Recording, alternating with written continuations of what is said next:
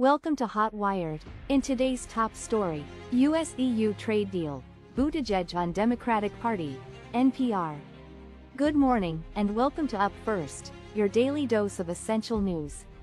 Today, we'll cover a significant trade deal, the evolving political landscape, and the ongoing humanitarian crisis in Gaza. President Trump has announced a landmark trade agreement with the European Union, capping off negotiations with European Commission President Ursula von der Leyen in Scotland. This deal significantly reduces tariffs on most EU exports to the United States. While the specifics are still emerging, the agreement lowers tariffs from a threatened 30% to 15%, a considerable concession. In return, the EU has reportedly agreed to allow tariff-free imports from the U.S.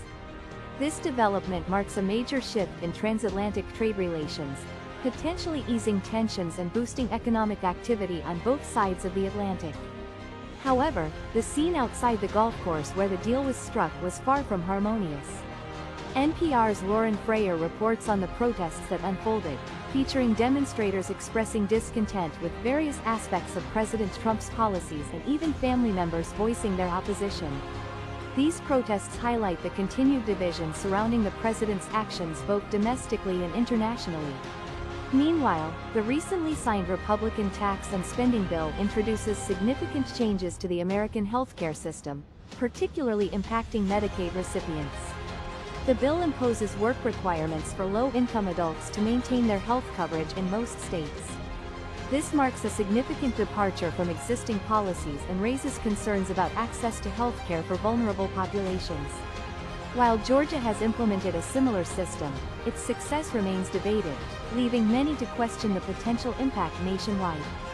The long-term consequences of this provision remain uncertain, especially for those already struggling with economic hardship.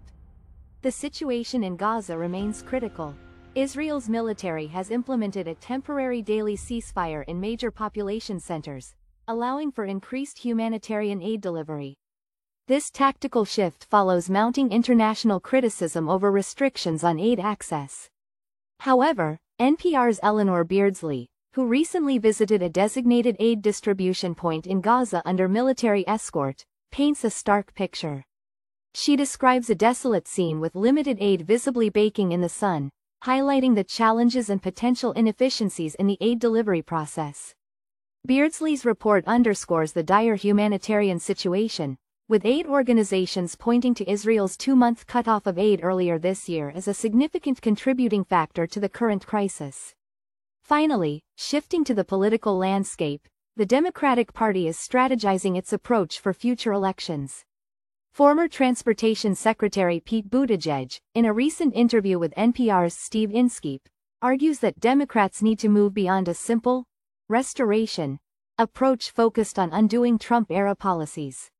Instead, he emphasizes the need for a bold vision that addresses long-standing systemic issues and departs from a potentially failing status quo.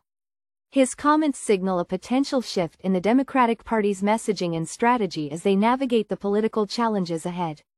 In summary, today's news features a complex interplay of international trade negotiations, domestic policy changes with significant social implications, a continuing humanitarian emergency, and ongoing political repositioning. These stories highlight the interconnectedness of global events and the challenges facing both national and international leaders. We encourage you to continue to stay informed and engaged as these narratives unfold.